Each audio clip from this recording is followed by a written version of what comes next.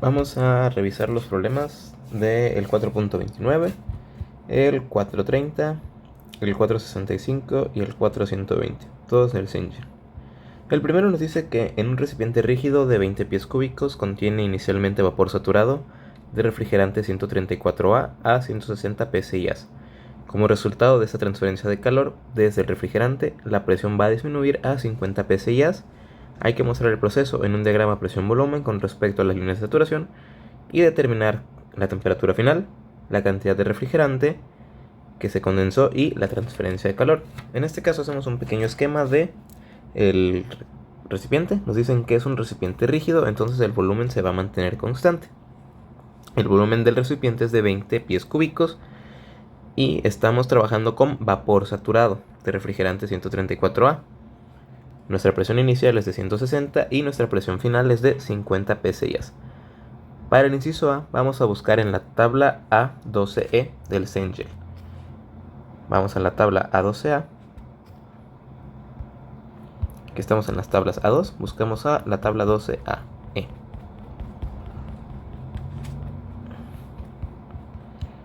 Esta sigue siendo la tabla A. Tenemos dos tablas del Cengel, las que están en unidades internacionales y las que están en unidades inglesas. Y nos vamos a la tabla 18A. Esta es la 6, vamos más para abajo. 16, 16, 19, aquí está. 19, 18 y aquí está. Entonces ahora el nitrógeno. Y aquí no, esta no es, esta es la 16. Buscamos la 12, la tabla 12EA. Aquí está. Es el refrigerante saturado. Y vamos a buscar primero para 160 psi. Seleccionamos todo el renglón de 160. Y estamos trabajando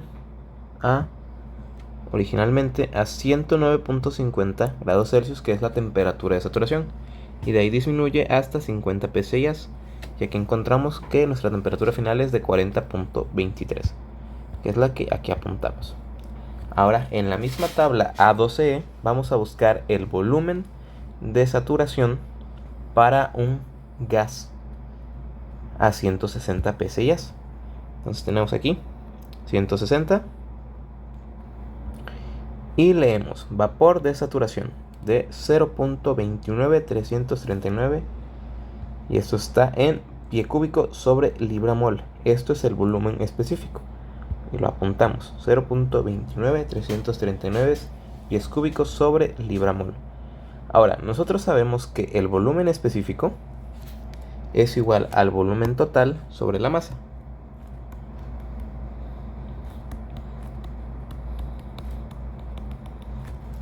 De aquí vamos a despejar la masa, que la masa al final se debe mantener constante. Entonces la masa va a ser igual al volumen total sobre el volumen específico del vapor, que serían los 20 pies cúbicos del recipiente sobre 0.29339 pies cúbicos libra-mol. Recordemos que los gases tienen la característica de ocupar todo el volumen del recipiente que los contiene. Y nos encontramos una masa de 68.16 libras-mol. Ahora vamos con nuestra segunda condición, que son 50 psi. Pero a 50 psi ya no solamente existe vapor, sino que existe tanto líquido como vapor. Entonces vamos a buscar el volumen específico del gas y del líquido. Buscamos ahora para 50 psi y nos encontramos un volumen de líquido de 0.01252 y un volumen de vapor de 0.94909, que es lo que tenemos aquí. Ahora, con esto vamos a encontrar el volumen específico a 50 psi, que sería igual al volumen total sobre la masa total, que si lo dejamos de manera algebraica, la masa total habíamos visto que era el volumen total sobre el volumen específico a 160 psi. Esto nos quedaría volumen total sobre el volumen específico del gas a 160, o lo que es igual a que el volumen específico se mantiene constante. Ahora, vamos a encontrar el volumen específico, pero ya no del líquido, bueno, del gas. Ahora sería de la mezcla, que sería que el volumen 2, en este caso es igual al volumen 1, es igual al volumen del líquido a 50 psi más la fracción existente del gas por el volumen del gas a 50 psi menos el volumen específico del líquido a 50 psi, que es lo que encontramos aquí. De aquí despejamos para x2, que es la fracción del gas o de vapor, y nos queda que es igual a el volumen específico del gas a 150 menos el volumen específico del líquido a 50 sobre el volumen del gas a 50 menos el volumen específico del líquido a 50. Nosotros sustituimos los valores que ya teníamos aquí anotados y encontramos una fracción de vapor de 0.2991. Ahora vamos a encontrar la masa condensada. La masa condensada será igual a la masa total multiplicada por la fracción de líquido, que la fracción de líquido sería decir el entero menos la fracción de vapor, que es la que encontramos. Entonces esto será igual a los 68.16 libras mol por 1 menos los 0.2991, que son la fracción de vapor. Hacemos la operación y nos da de 47.77 libra mol. Y aquí podemos apreciar el diagrama. Tenemos dos líneas de fase, ya que no solamente tenemos una especie, sino que tenemos dos. Tenemos el vapor saturado y el líquido saturado.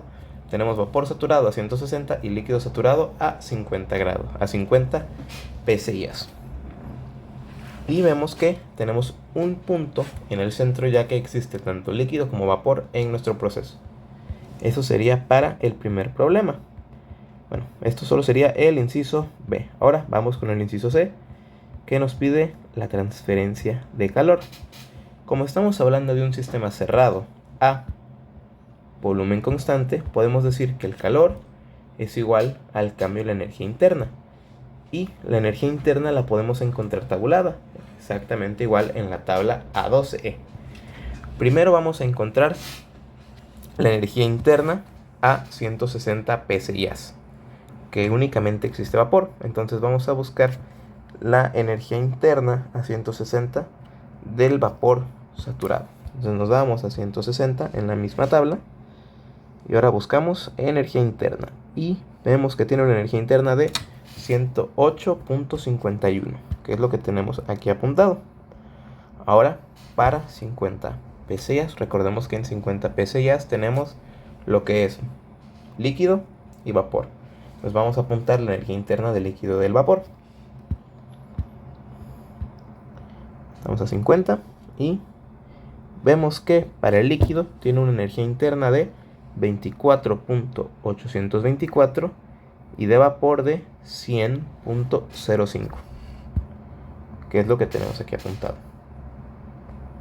Sabemos que el calor va a ser igual a la masa por el cambio de energía interna, ya que estamos trabajando con energías internas específicas.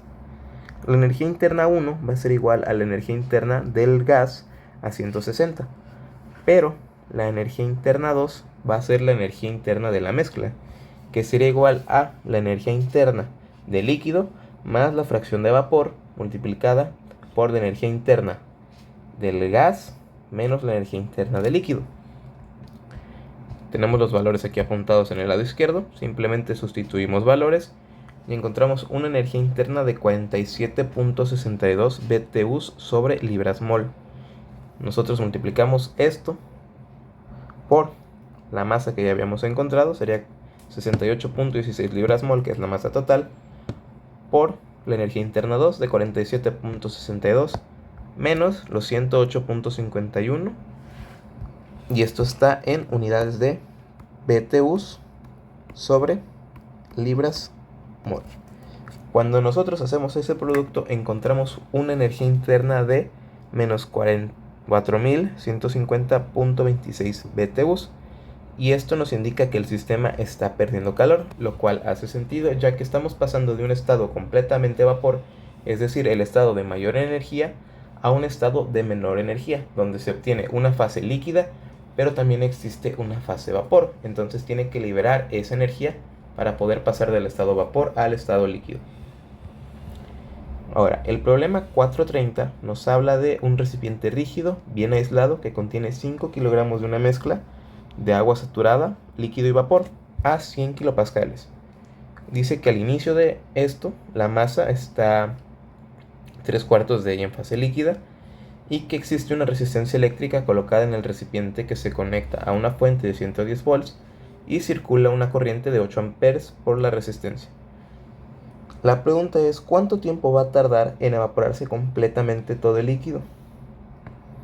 Entonces tenemos nuestro diagrama, donde 3/4 partes de los 5 kilogramos están en líquido y el resto está en fase vapor. Tenemos un voltaje de 110 y una corriente de 8 amperes. Hay que recordar que estamos hablando de agua saturada y que el 75% de esos 5 kilos es líquido. Entonces 3.5 kilos de líquido y 1.25 de vapor. Nos piden el tiempo. Nosotros recordemos que el trabajo eléctrico es igual al voltaje por la corriente por el tiempo.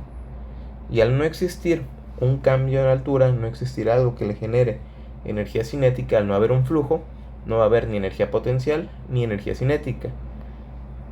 Entonces también estamos hablando, recordemos, de un sistema cerrado a volumen constante. El calor es igual al cambio de la energía interna. Vamos a tener entonces que la energía eléctrica va a ser igual al calor, que es igual al mismo tiempo por el voltaje, la corriente por el tiempo. Ahora vamos a usar la tabla A5 del Cengel para poder encontrar la temperatura y los volúmenes específicos. Nos vamos a la tabla A5, ya no de unidades inglesas, sino ahora del sistema internacional.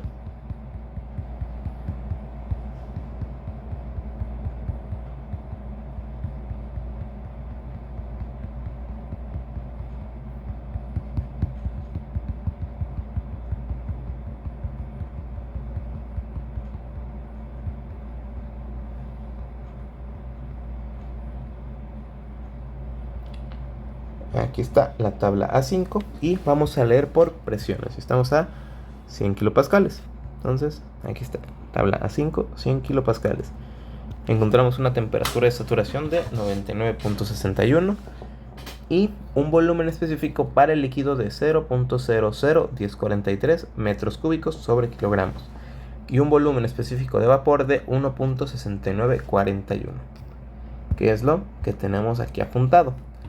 Vamos a encontrar el volumen específico de la mezcla primero, que sería igual al volumen específico del líquido más la fracción del gas, que multiplica a la diferencia de volúmenes de gas menos el volumen de líquido.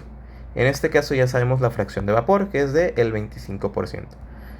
Si nosotros hacemos eso, encontramos al volumen específico, que sería de 0.42430 metros cúbicos sobre kilogramos. Y este es el volumen específico de la mezcla. Nosotros recordemos que el volumen específico es igual al volumen total dividido la masa total. Nosotros sabemos que hay 5 kilogramos. Aquí vamos a encontrar el volumen total que ocupa la mezcla. Entonces esto sería igual al volumen específico de la mezcla por la masa total, que serían los 0.42430 metros cúbicos sobre kilogramos por los 5 kilogramos que hay. Y eso nos da un volumen total de 2.1215 metros cúbicos.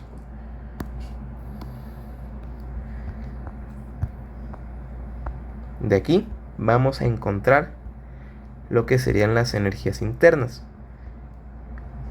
En el caso primero tenemos que la energía interna de la mezcla sería igual a la energía interna del líquido más la fracción de vapor por la energía interna de vaporización. Estos los podemos encontrar igual en la tabla A5. Si nosotros nos vamos a la tabla A5, tenemos que encontrar la energía interna de vaporización y la energía interna de líquido.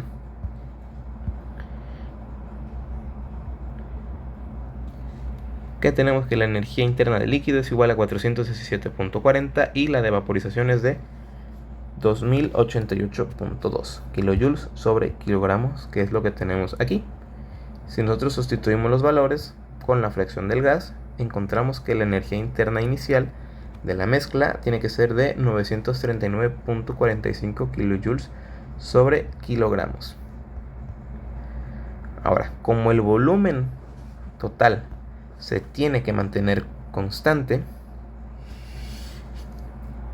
El volumen específico también se mantiene constante.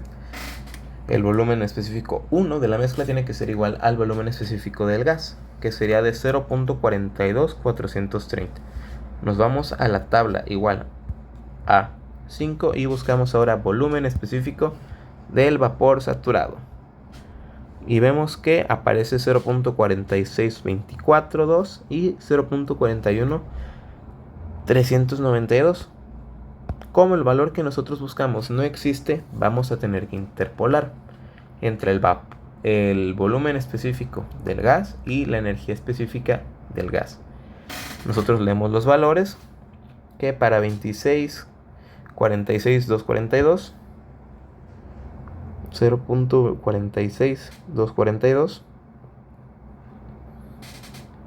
tenemos una energía interna de gas de 2553.1 y para un volumen específico de 0.4132 una energía interna de 2557.1.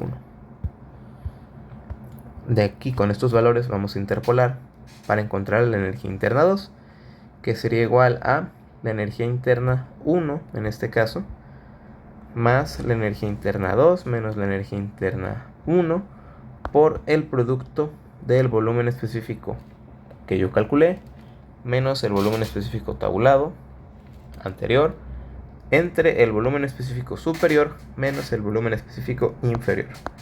Si yo hago esa operación, encuentro que la energía interna del segundo estado es igual a 2556.24 kilojoules sobre kilogramo. Y ahora, como es un sistema cerrado con volumen constante, el calor va a ser igual a el cambio de la energía interna, que sería igual a la masa total por la energía interna 2 menos la energía interna 1.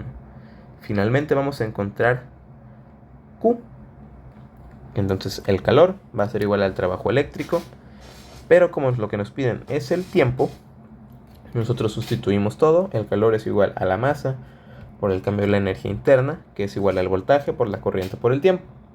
Si despejamos el tiempo, encontramos que es igual a la masa por el cambio de energía interna dividido el voltaje por la corriente.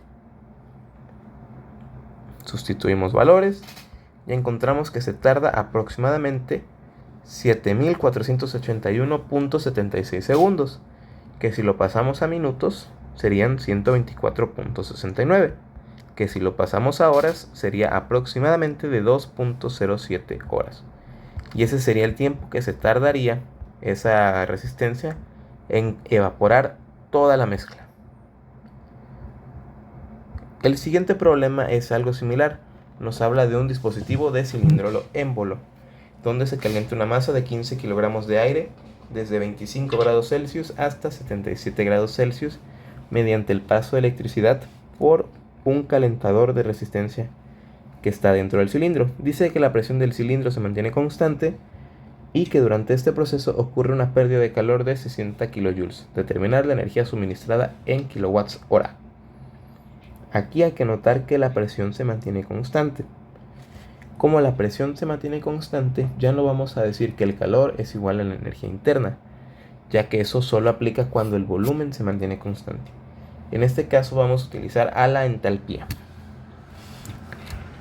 Vamos a utilizar la tabla A17, donde vamos a buscar la entalpía del gas, en este caso a 298 y 350. Esto está en Kelvin, ya que la tabla se mide en grados Kelvin, entonces hay que convertir los 25 grados Celsius a grados Kelvin, entonces habría que sumarle 273 para obtener una temperatura de 298 Kelvin, y en el caso del 77 obtener una temperatura de 350 Kelvin. Así que vamos a buscar la tabla A17.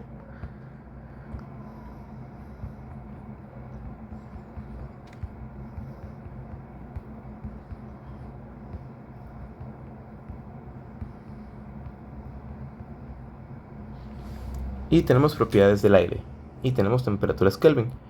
Habíamos dicho que era 298 y tenemos una entalpía de 298.18 y de 350 a 350.49. Son las que tenemos aquí.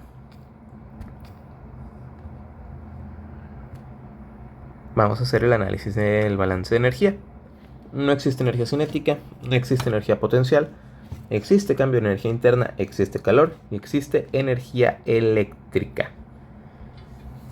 Entonces el cambio de la energía interna va a ser igual al cambio del calor menos el cambio del trabajo. Vamos a analizar el calor. No existe calor de entrada, sí existe calor de salida. Entonces el calor va a ser igual al negativo del calor de salida. En el caso del trabajo sería el negativo de la presión por el cambio de volumen menos el trabajo generado por la energía eléctrica. Si nosotros sustituimos esto en la ecuación original, encontramos que el cambio de la energía interna es igual a menos el calor de salida menos la presión por el cambio de volumen más la energía más el trabajo de la energía eléctrica. Y finalmente vamos a reescribir nuestra ecuación. Si nosotros despejamos a la energía interna y al trabajo eléctrico, encontramos que menos el calor de salida más el trabajo generado por la energía eléctrica es igual a el cambio de energía interna más la presión por el cambio de volumen. Pero esto que tenemos del lado derecho es la definición de entalpía. Entonces nuestra ecuación se reescribe como el negativo del calor de salida más el trabajo generado por la energía eléctrica es igual a la entalpía o al cambio de entalpía. A nosotros nos interesa el trabajo generado por la resistencia. Entonces el calor de salida va a pasar sumando. Y esto va a ser igual al trabajo de la energía eléctrica es igual a el cambio de la entalpía más el calor de salida. Como los valores que encontramos en la tabla son de entalpías específicas, vamos a multiplicarlo por los 15 kilogramos de aire. Entonces sería 15 por la diferencia de entalpías más los 60 kilojoules, que es el calor que se pierde. Si realizamos esas operaciones, obtenemos un trabajo de 844.65 kilojoules, que si lo dividimos entre 6600 para pasarlo a kilowatts horas, tendríamos un valor aproximado de 0.23462.5 kilowatts hora.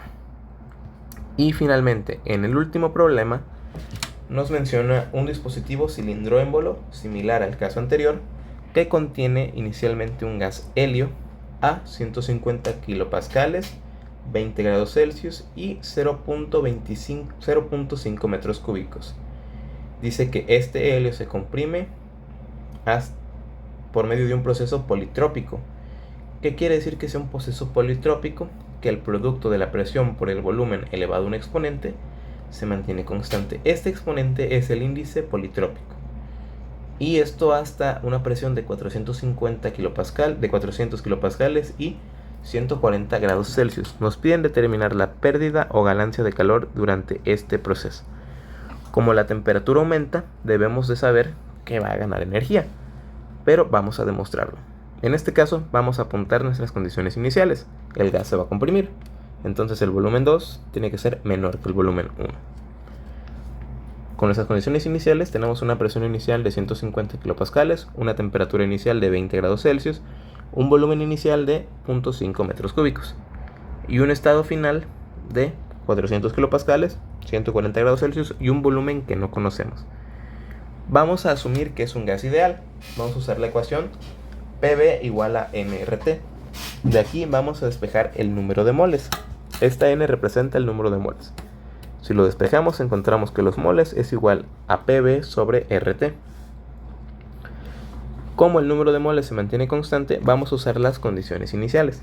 Sería la presión 1, que son 150 por 10 a la 3 pascales, por el volumen 1, que es de 0.5 metros cúbicos, dividido 8.314 joules sobre mol Kelvin, que esta es la constante de los gases ideales, la cual va a variar dependiendo de las unidades que se deseen utilizar, por la temperatura 1, pero esta en temperatura absoluta, que sería grados Kelvin, que sería 20 más los 273, para dar un total de 293 Kelvin, y para la temperatura 2 sería 140 más 273, que eso nos daría una temperatura absoluta de 413 Kelvin. Si realizamos este producto, encontramos que tenemos 30.7881 moles, que si lo queremos pasar a kilogramos habría que multiplicarlo por la masa atómica del helio y dividirlo entre 1000, que nos da un resultado de 0.1232 kilogramos.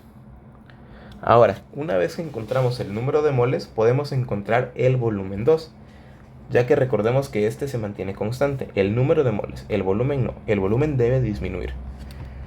Planteamos nuestra ecuación de gases ideales y despejamos el volumen. En este caso el volumen 2 va a ser igual al número de moles de helio que multiplica a la constante de gases ideales por la temperatura 2 entre la presión 2. Nosotros sustituimos valores, metemos los valores a la calculadora y encontramos que tenemos un volumen 2 de 0.2642, lo que coincide con lo que nos decía el problema, que el gas se comprime, es decir, el volumen 2 debía de ser menor al volumen 1 y vemos que casi se redujo a la mitad. Ahora, vamos a ver para un proceso politrópico. Un proceso politrópico es aquel en el cual el producto de la presión por el volumen elevado a un exponente se mantiene constante, donde n en este caso es el índice politrópico, el cual no conocemos, así que vamos a encontrarlo.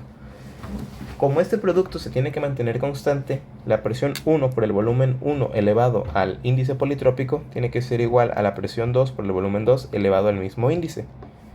De aquí despejamos el volumen 1 y el volumen 2 y la presión 2 y la presión 1. Y encontramos que la relación entre los volúmenes elevado a la n es igual a la relación entre las presiones. De aquí aplicamos logaritmo natural para poder despejar el índice politrópico y obtener que n por el logaritmo natural del cociente de los volúmenes es igual al logaritmo natural del cociente de las presiones. De aquí despejamos n y encontramos que n es igual al logaritmo natural de la presión 2 entre la presión 1, dividido todo eso entre el logaritmo natural del volumen 1 entre el volumen 2. Nosotros sustituimos valores y encontramos un índice politrópico de 1.7222. Ahora, con la siguiente fórmula podemos encontrar el trabajo para un proceso politrópico, el cual nos dice que el trabajo de barrera es igual a la presión 2 por el volumen 2 menos la presión 1 por el volumen 1 dividido 1 menos el índice politrópico si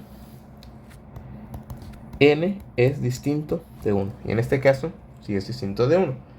Nosotros sustituimos valores y encontramos un trabajo de menos 42.49 kilojoules sobre kilogramos. Y esto quiere decir que el trabajo se realiza sobre el sistema. Y finalmente, vamos a encontrar la energía interna, ya que recordemos que la energía interna, el cambio de la energía interna va a ser igual al calor menos el trabajo. A nosotros nos interesa el calor. Entonces despejamos el calor y encontramos que el calor es igual al cambio de la energía interna más el trabajo. Así que vamos a encontrar primero la energía interna. Como estamos hablando de un sistema cerrado, vamos a utilizar el coeficiente a la capacidad calorífica volumen constante, que lo podemos encontrar en la tabla A2 para el helio. Así que nos vamos ahora a la tabla A2.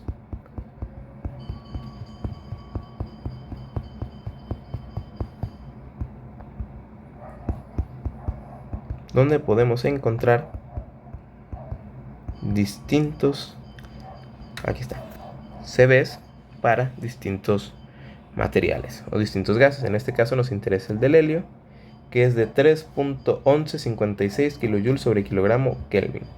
Es el que tenemos aquí. Tenemos que el cambio de la energía interna es igual a la masa por el CV por el cambio de temperatura. Si nosotros sustituimos valores, encontramos una energía interna o un cambio en la energía interna de 46.06 kilojoules. Ahora, conocemos el cambio en la energía interna y conocemos el trabajo. Por ende, podemos conocer el calor. Que el calor será igual a la energía interna, el cambio en la energía interna más el trabajo.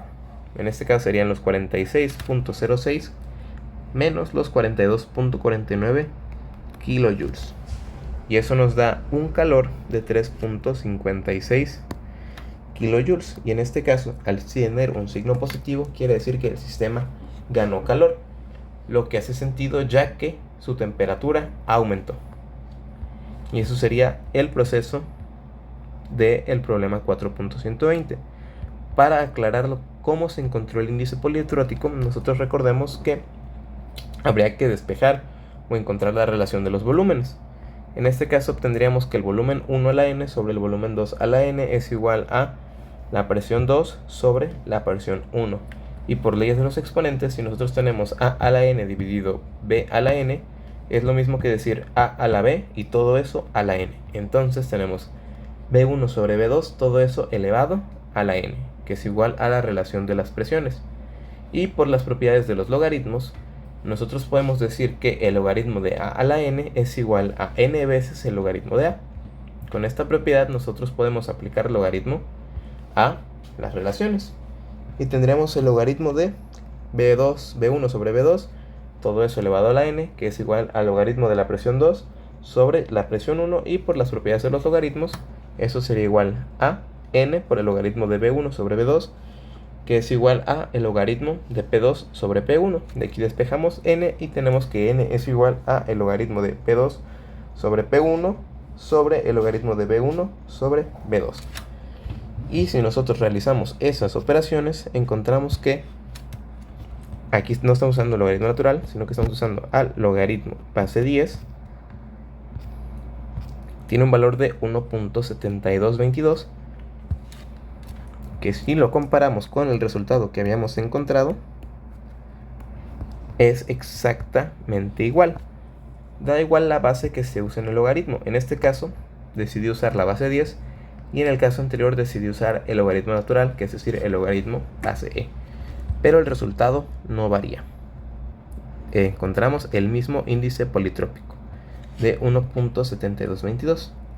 Y ya con el índice politrópico podemos encontrar el trabajo ejercido en la barrera. Y eso sería todo por el problema 4.120.